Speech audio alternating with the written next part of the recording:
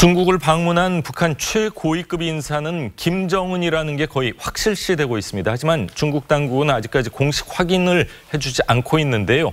베이징의 이길성 조선일보 특파원 연결해서 중국 현재 상황 자세히 들어보도록 하겠습니다.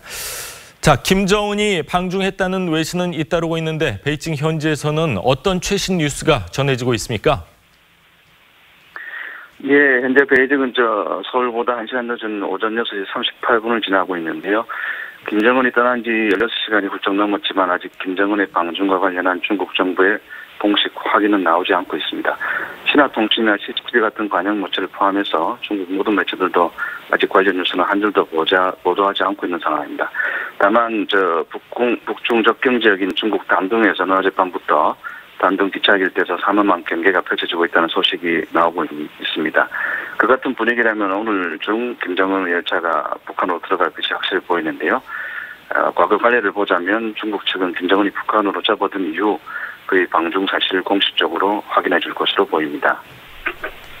네, 포털 사이트와 SNS에서 김정은 관련 단어 검색이 차단되고 있다고 들었는데 지금도 그렇게 차단되고 있습니까? 예, 그렇습니다. 중국판 트위터라고 할 수 있는 웨이보의 경우 북한을 의미하는 조선이라는 말을 검색하면 지금도 죄송합니다. 관련 결과를 찾을 수가 없습니다라는 메시지가 뜹니다. 김정은 이름을 입력해도 마찬가지인데요. 지난 23일자 조선일보 웨이보 중문판을 포함해서 김정은의 방중 훨씬 이전에 나온 외신들만 나올 뿐 이번 방중과 관련해서 중국 네티즌들이 올린 글이나 사진, 동영상 등 자연스러운 반응을 알 수 있는 내용은 하나도 검색되지 않고 있습니다. 중국 네티즌들이 김정은을 비하하는 의미로 자주 쓰는 쌈방, 즉 3대째 뚱보라는 말도 마찬가지로 차단된 상태입니다. 예, 자, 김정은이 시진핑 주석 초청으로 중국을 방문해 정상회담을 가졌다는 소식에 대해서 베이징의 외교가에서는 어떤 이야기들이 흘러나오고 있습니까?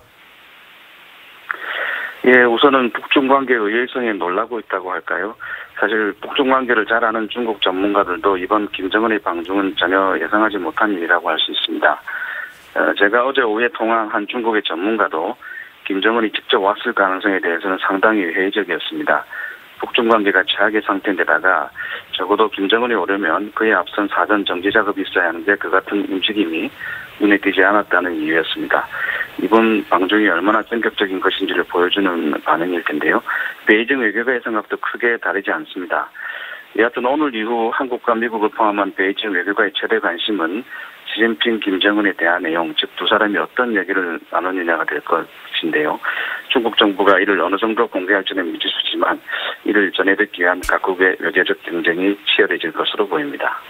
네, 중국은 지금 6시 40분쯤 지나고 있는 걸로 알려졌는데 자, 오늘 말씀 잘 들었습니다. 감사합니다.